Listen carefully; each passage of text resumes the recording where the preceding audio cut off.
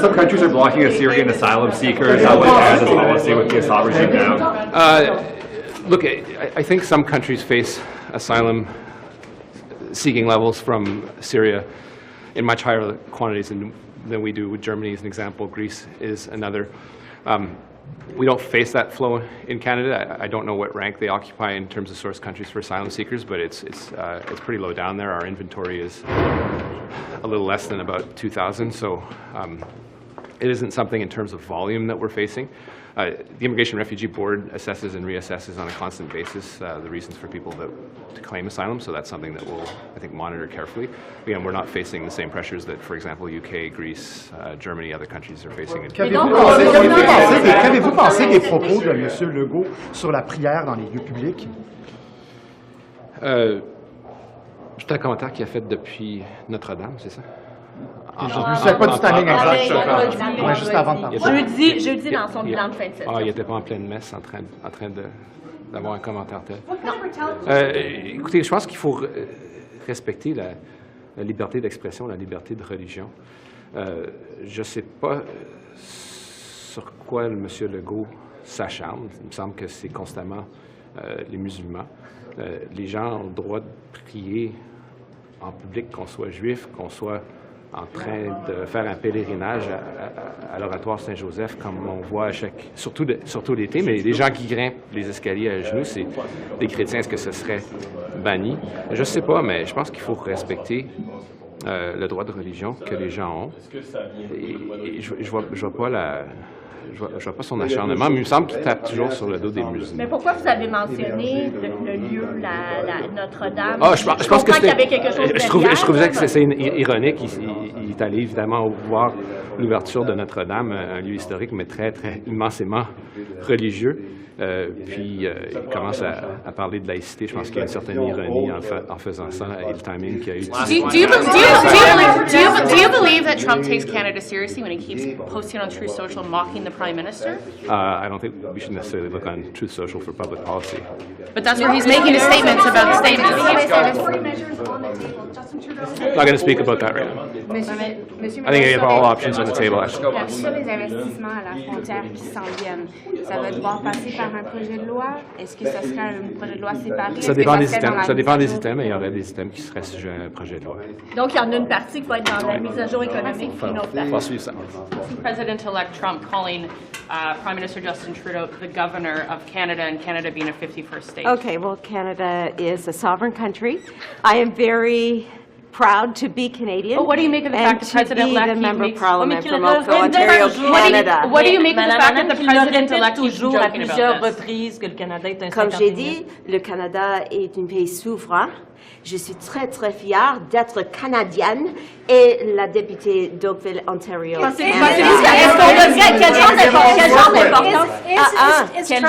Quel genre d'importance est-ce qu'on devrait accorder à ces propos-là, vous pensez? Quoi?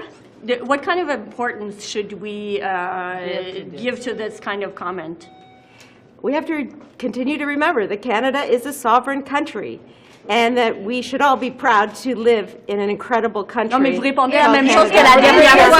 Est-ce que vous trouvez que ça a du poids, que M. Trump dit? C'est pas sérieux.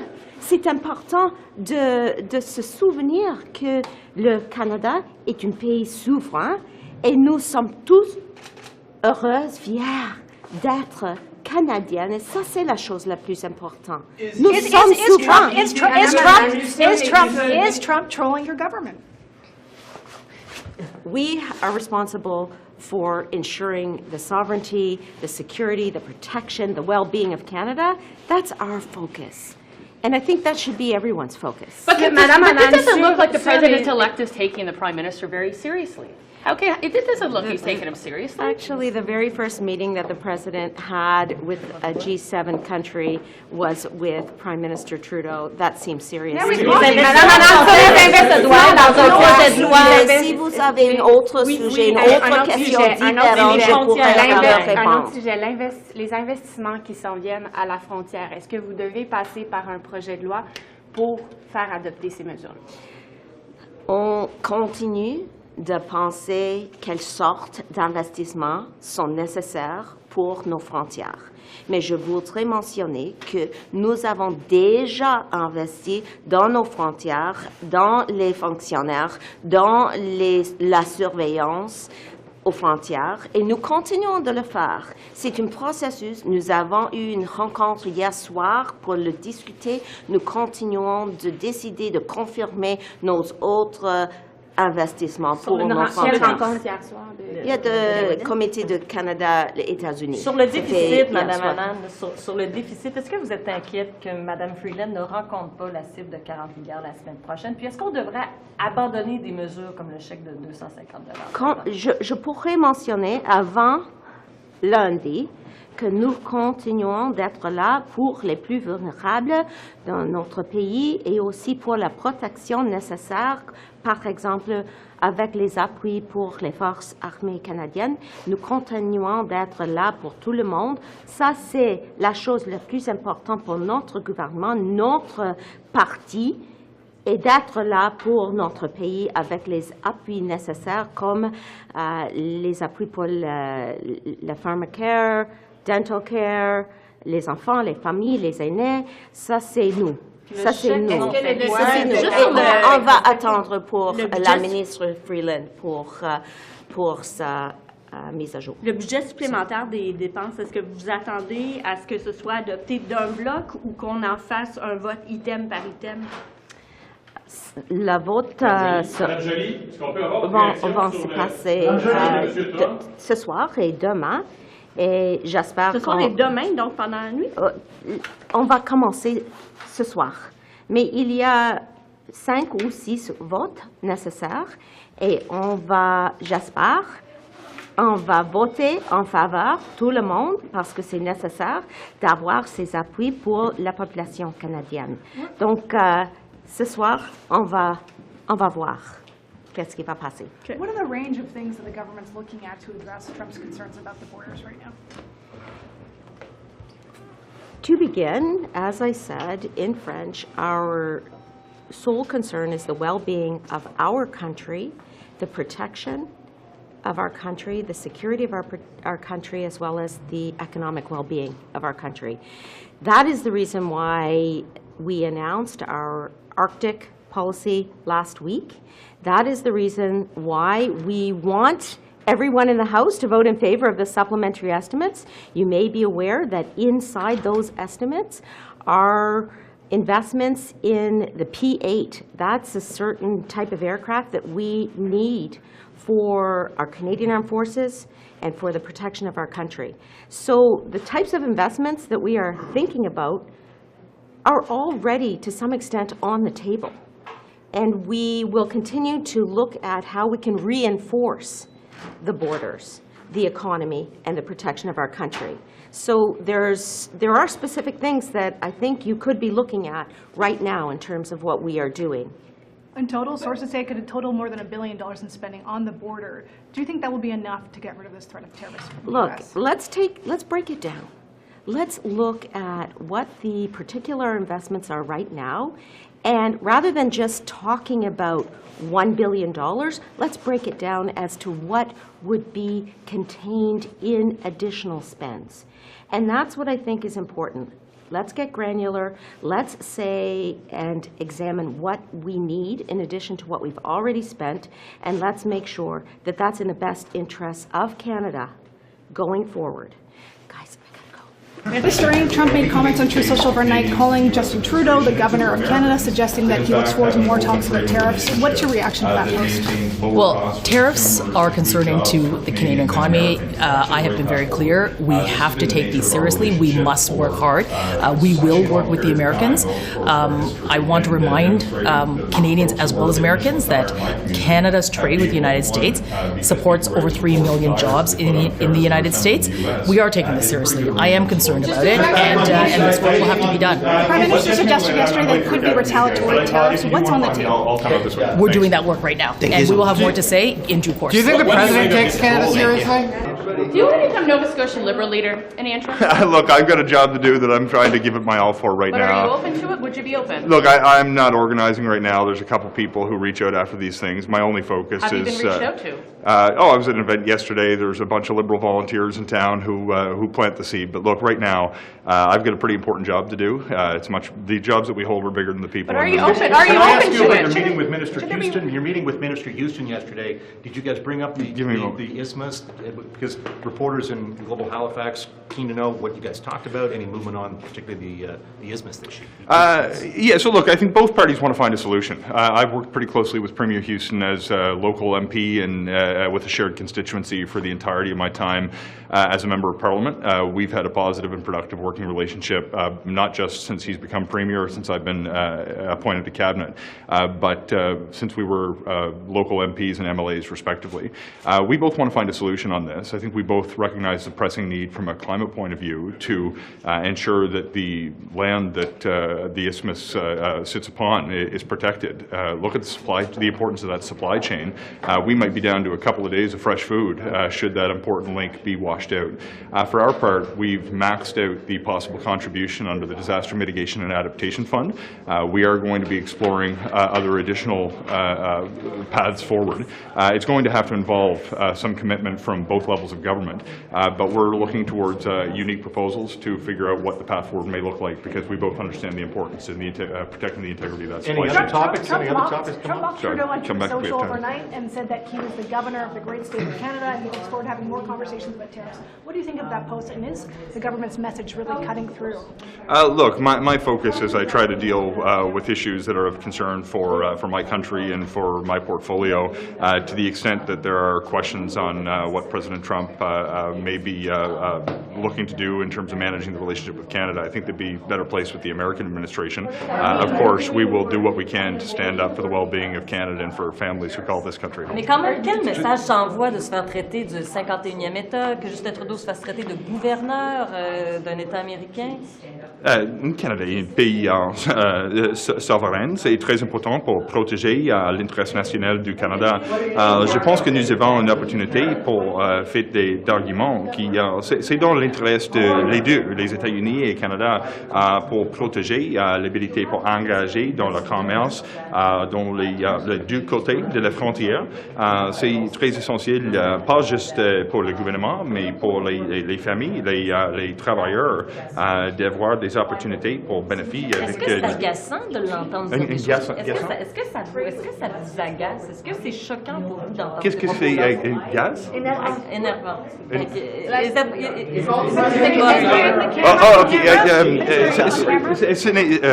Sorry, I got distracted here. Sorry, your question is just like How do you feel about this comment?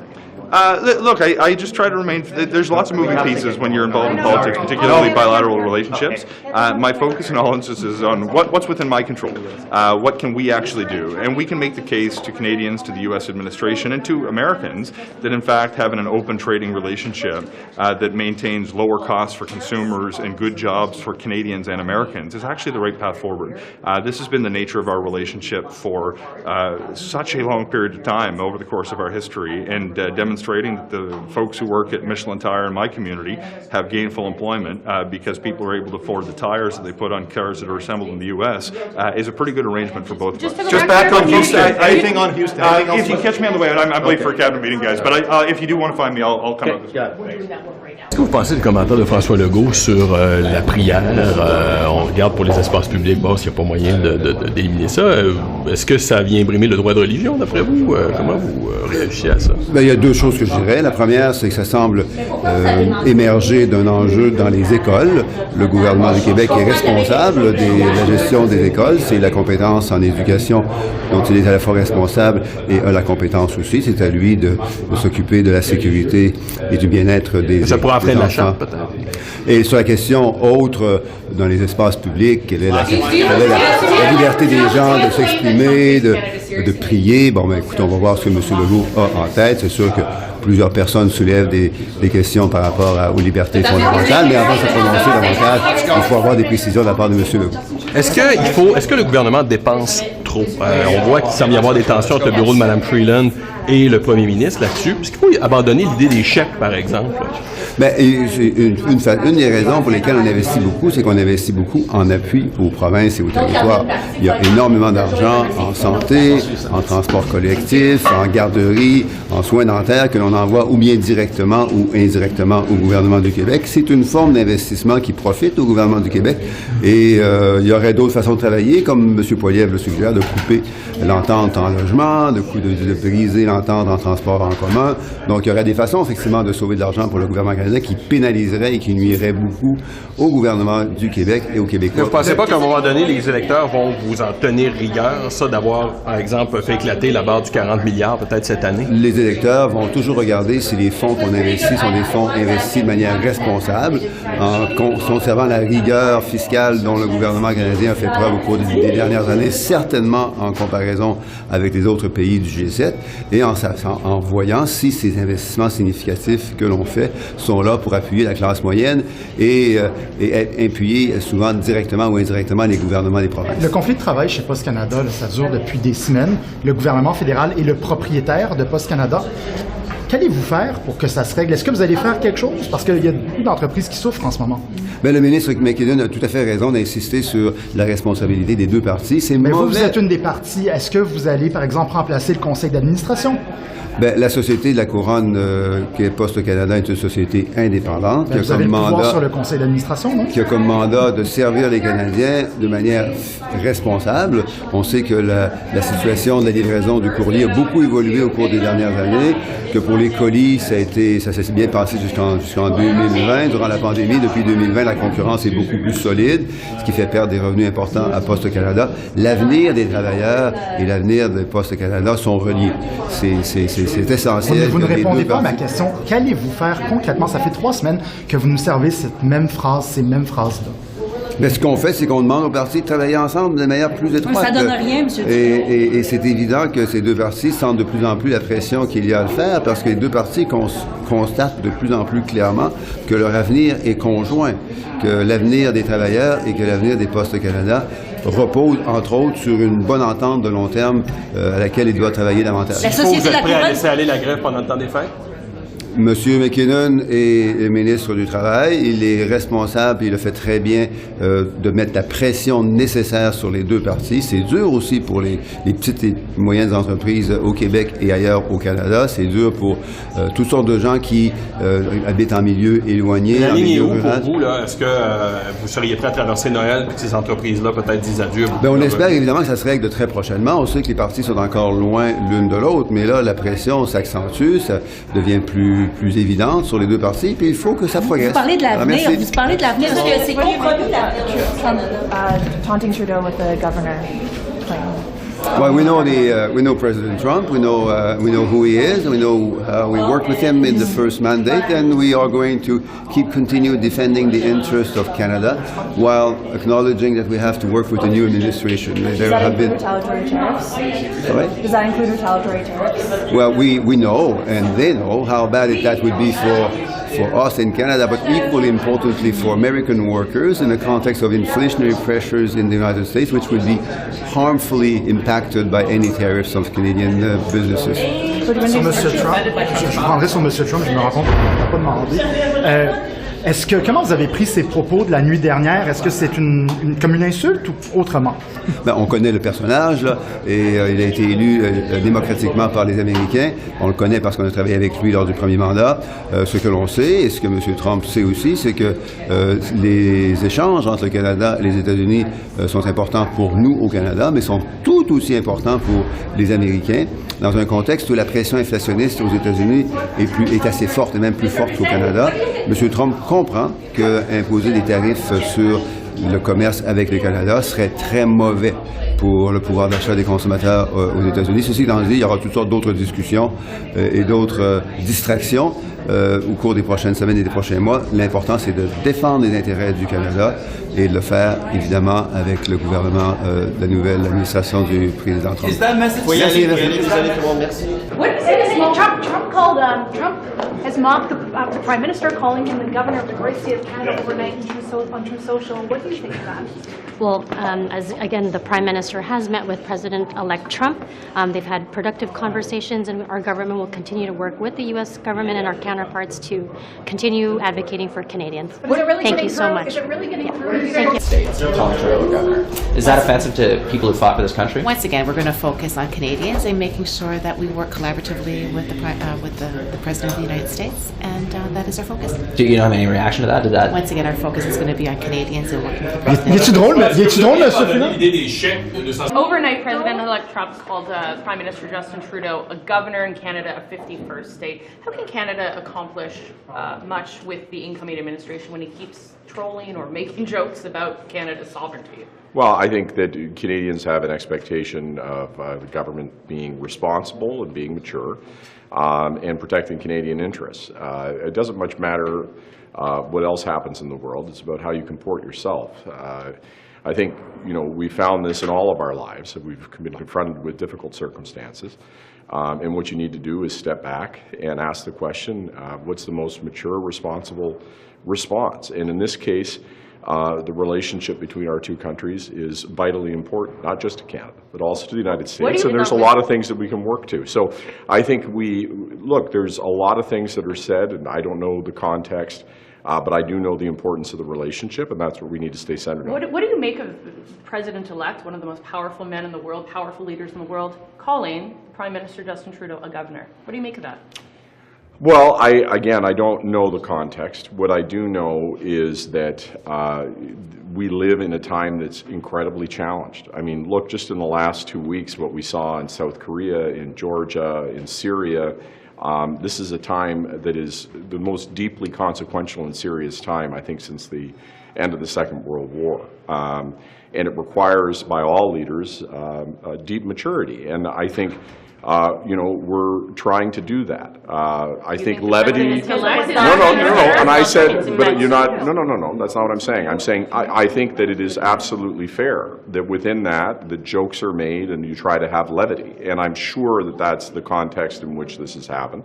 It's my understanding. It's okay. But so no, I'm saying that we have to all not react to every word because we don't know the context. We can't react to everything. We need to focus on being mature as a country and taking responsibility for the things for which we have context that would make is there context that would make it okay? That would say he's ready to be a serious trading partner, a serious relationship? Let me put it this way: that the conversations that we are going to continue to have, the administration has not as of yet taken office. That we are totally and utterly committed to working with that administration towards the benefit of both of our countries. And every word we say needs to be towards that end. Obviously, that relationship is going to be challenging, as all relationships with every new administration is challenging. But we have to stay focused every moment, every minute, and not reacting to everything that is being said, but instead being relentlessly focused on Canadian interests and not parsing or dissecting every word. Et concernant l'énoncé économique, est-ce que vous avez l'impression qu'à ce stade-ci, il faut abandonner la mesure des chèques de 250 $? Oui, c'est évident maintenant que l'NPD n'appuie pas les mesures et ça demande plus de temps, plus de conversations, mais ce n'est pas mon domaine à l'extérieur de ça. Mais en vertu, pour respecter l'ancrage fiscal d'une limite de 40 milliards du déficit, oui, est-ce que vous pensez que pour respecter ça, il faut abandonner l'idée des chèques de 250 $? Oui, c'est évident maintenant qu'il n'y a pas un consensus et ça demande plus de temps. Et c'est évident aussi que c'est important que les personnes aient besoin des mesures pour l'imposabilité. Et c'est là maintenant avec les de réduction d'impôts. Mais il va y avoir une conversation pour les chèques. Et maintenant, il n'y a pas un consensus sur ça. Et je comprends que le ministre Freeland va parler avec sa homologue dans des autres parties et de chercher pour une solution. Et absolument, il y a une implication fiscale pour ça et on va tout le temps garder ça. Donc, il y a une ouverture d'étendre cette mesure-là à des clientèles qui sont peut-être pas seulement les travailleurs qui gagnent 150 000 $. Oui, ce n'est pas mon dossier. Alors, je n'ai pas plus de dit que ça. OK? Merci beaucoup. National Inuit leader has concerns about Poilievre's post implies that the new Arctic ambassador will work with Santa Claus. What do you think of that post? Well, I think it's an example of the limited understanding that the Conservatives have about Indigenous peoples. I mean, look, the Arctic has always had Inuit, and it's just a complete and blatant disregard of the seriousness of the situation that Inuit and other First Nations are feeling in the North around a changing climate, increasing access to the Arctic, and of course, foreign activity that I think Inuit are first to see. He should maybe speak to the leader of ITK and maybe he'll have a deeper understanding. What have you heard from chiefs about your former cabinet colleague, Randy Boissonneau? We actually haven't spoken about him at all, to be honest. This isn't a topic of conversation that chiefs are worried about. What they're really worried about is child welfare, is getting the water legislation to the Senate. That's what chiefs have spoken to me the most about last week. They're not concerned with the... But Indigenous leaders did speak out against some of what Not Mr. to me. Boissonneau You has asked me said. what I've heard. I've heard nothing I'm from saying, do you think Indigenous that leaders. that damages Indigenous leaders are speaking to me about the serious matters that are affecting their day-to-day life. That is not the issue with that particular individual. Monsieur Virani, qu'est-ce que vous pensez de la proposition? Est-ce que vous allez leur en donner suffisamment? On parle de beaucoup de délais, notamment. Il y en a qui disent qu'ils vont arrêter de traduire des jugements. Qu'est-ce que vous leur répondez? Donc, je viens d'avoir une réunion avec plusieurs juges concernant les cours au niveau fédéral. Donc, je suis à l'écoute de leurs inquiétudes et on va faire tout ce qu'il faut faire pour les appuyer. Qu'en pensez-vous de François Legault qui veut interdire les prières de rue? Première chose, c'est une question de spéculation parce qu'il n'a pas promulgué un projet de loi ou mis quelque chose sur la table. Sur le fond, je crois que les droits de n'importe quel Québécois ou Québécoise sont les mêmes sous la Charte canadienne que n'importe quelle Canadienne. Et ça inclut le droit de pratiquer leur religion. Mais il propose d'utiliser la disposition de dérogation. Vous pensez quoi de ça? J'ai déjà fait plusieurs commentaires sur la situation. Ben, pouvez-vous en faire un dans ce cas-là? Oui, je crois que vous pouvez discuter de ça à profondeur avec M. Duclos. Mais non, mais c'est vous la disposition de dérogation. On Trump calling Mr. Trudeau the governor of the great state of Canada. What do you make of that? Clearly, he's joking. We're a sovereign nation. When are we going to see a border plan? Before the House rises? Should we expect that before the House rises? It's a very good question to put to Minister Legault. Ministre Blair. Sur les investissements qui s'en viennent concernant la frontière, est-ce que ça doit passer par un projet de loi? Tous les investissements qui sont nouveaux devraient, mais c'est une question qu'on devrait voir parce qu'on n'a pas présenté toujours de nouveaux investissements. Est-ce que ce serait un projet de loi qui pourrait être séparé ou est-ce que ce serait nécessairement dans la mise à jour économique? Ça, c'est une décision pour le ministre des Finances. How late are you expecting to stay tonight regarding the supplementary estimates? Well, that's a great question. My understanding is I think there are between 5 and 7 votes tonight, so that's about an hour and a half of voting. Have you confirmed NDP support? Well, if they want to get support for dental care, then it's important to vote for this tonight. So I also want to ask. No, I can't. There are sources that are saying there's tension between Minister Freeland and Minister Trudeau regarding spending. Are you concerned about this? Should Canadians be worried? Look, we have been very clear that we are acting responsibly when it comes to Canadians. Today we've got to get through the supplementary estimates, which have really important funding there for Canadians, whether it's with regards to dental care, whether it's with regards to housing, for Indigenous peoples, Ukraine, and the Canadian Armed Forces. So let's get through tonight. That's going to be really important to make sure that we deliver effectively for Canadians over the holidays and into the new year. Madame Gould, sur les chèques de $250, est-ce que vous abandonnez l'idée? So I just wanted to, just following up then, meeting with Premier Houston, you just give me a sense, other than the isthmus, some other important topics for Nova Scotia. Yeah, so first it was a very positive meeting. It was an opportunity for both the Prime Minister and I to congratulate Premier Houston on a significant win in the recent provincial election. We discussed a handful of issues. At the top of the list was affordability measures, some good conversations about making sure that we implement in Atlantic Canada, of course, the HST cut over the holidays, and it seems Premier Houston was supportive of the idea of trying to save money for families over the course of the holidays. Some opportunities to work on projects of concern, whether that's the Isthmus or other opportunities, particularly in the area of healthcare in Nova Scotia.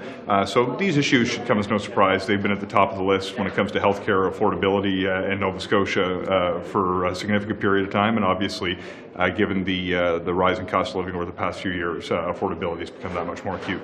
The Premier, the leader of the PCs, the Premier, said he called the election, one of the reasons was to be able to get more respect or talk tougher to the federal government.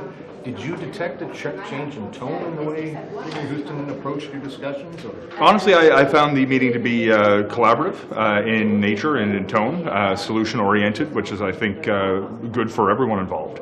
My sense is, although it may attract attention in the newspapers or online, what people actually want back home is not for us to talk about somebody else's priorities, why they're good or bad. They want to know what you're going to do, how you're going to work together to make sure that you're creating good jobs, saving people money, getting more doctors, protecting the environment, whatever it may be. They want to know that you're willing to work together, often across party lines, certainly across levels of government, to meet the actual needs of people and to listen to their concerns and reflect them back in the policies that you introduce. Last one is just since you were in the wires have reported that Zach has officially resigned as leader of the Liberal Party. Give me your sense about Nova Scotia Liberals as you look at it. What might be some of the things they'll want to do as they regroup and reorganize? Sure. So first, let me extend a thank you to Zach for his service as the leader of the party. I've known Zach for many years. We were both in student politics together back when I was at St. Avex. He was at our rival school, St. Mary's, just a couple hours away. And he's dedicated his life and career to public service. I think it's important that regardless of the circumstances of the recent federal election, we recognize a body of work for somebody who's given the most valuable resource that any of us have, our time, to serve the public interest. So I want to say sincerely thank you to my friend Zach Churchill on a successful career in politics and wish him well in whatever he may decide comes next. The Liberal Party of Nova Scotia has an important role to play. We represent a significant portion of the electorate over time.